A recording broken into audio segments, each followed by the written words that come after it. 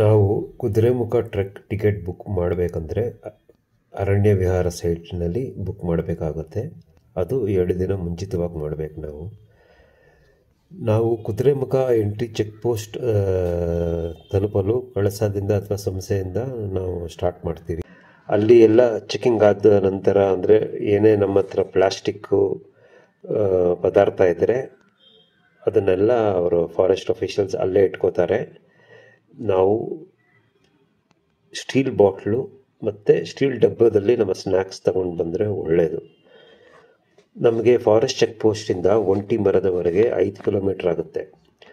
ಇದು difficulty level moderate ಆಗಿದೆ. ನಮಗೆ ಸ್ಟಾರ್ಟಿಂಗಿಂದನೇ ಸ್ವಲ್ಪ ಇನ್ಕ್ಲಿನೇಷನ್ ಸ್ಟಾರ್ಟ್ ಆಗುತ್ತೆ.